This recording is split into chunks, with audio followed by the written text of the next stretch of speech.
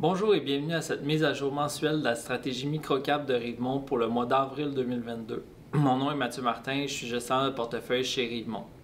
Avant de commencer, je dois vous mentionner que cette présentation est à titre informatif seulement, ce n'est pas des recommandations ou des conseils d'investissement.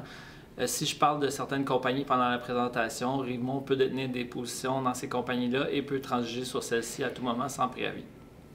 Alors commençons avec un portrait du fonds à la fin du mois d'avril 2022.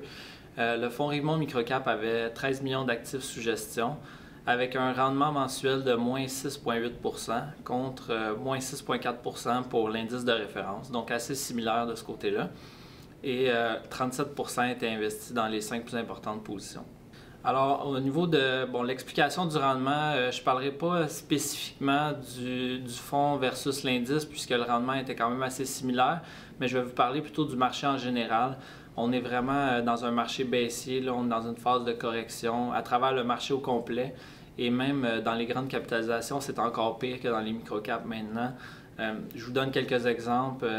L'indice Nasdaq aux États-Unis, qui est composé principalement de titres technologiques, a perdu 13 % pendant le mois d'avril et c'était son pire mois depuis la crise financière de 2008. On a également l'indice S&P 500 qui a perdu près de 9 % en avril. Et pour le début de l'année au complet, c'est son pire début d'année depuis 1939. On peut regarder aussi du côté des obligations, c'est le pire début d'année pour les obligations depuis plus de 100 ans. Alors vraiment, c'est un marché qui est extrêmement difficile depuis le début de 2022 et ça m'amène à mon deuxième point qui est en fait qu'il n'y a pas beaucoup d'endroits où on peut se réfugier présentement. Il y a l'or qui est en territoire positif un petit peu depuis le début de l'année. On a les ressources naturelles comme l'énergie, le pétrole, qui vont bien depuis le début de l'année. J'en ai parlé dans les mises à jour précédentes. Mais en dehors de ça, il n'y a pas grand-chose qui performe bien. Là, à moins d'être quelqu'un qui vend à découvert et qui profite des baisses du marché, c'est assez difficile présentement de générer des rendements. Donc maintenant, pour les perspectives, qu'est-ce qu'on voit?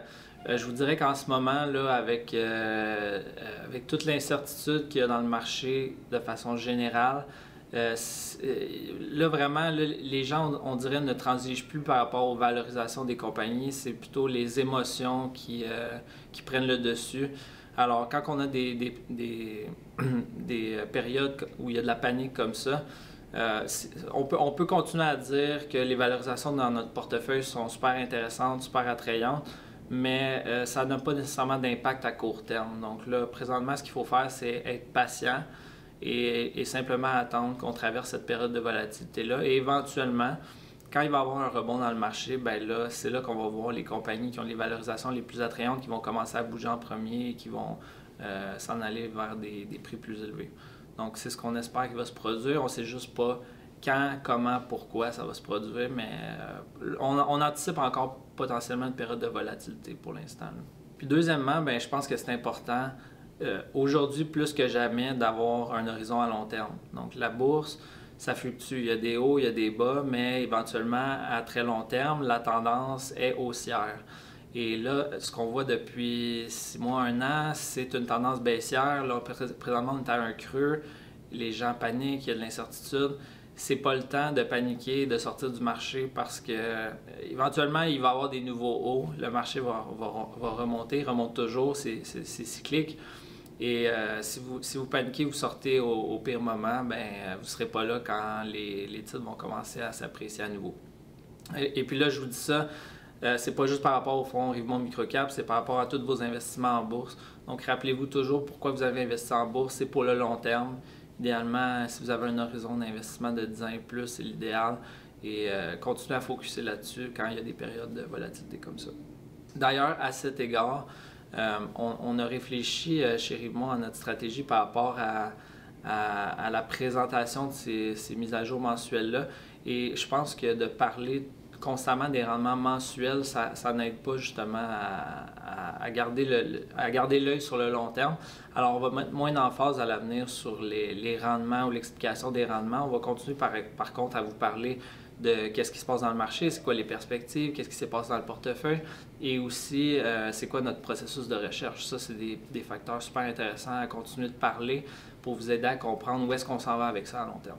Maintenant, autre fait saillant, bon, il y a un fait saillant au cours du mois d'avril, c'était le voyage de recherche qu'on a fait, Philippe Lapointe et moi, dans la région de Toronto. On a été visiter 5 entreprises qui sont détenues dans le fonds Rimont Microcap. On a aussi rencontré 2 partenaires dans l'industrie de l'investissement. Et c'était vraiment un voyage qui a valu la peine. On a rencontré d'ailleurs les 2 plus grosses positions dans le fonds Rimont Microcap. La plus grosse étant Microbix Biosystems. C'est une compagnie manufacturière dans le domaine de la santé. Alors, on a pu visiter l'usine de production, voir les laboratoires. La compagnie travaille avec des virus et des bactéries vivantes, donc on a pu voir...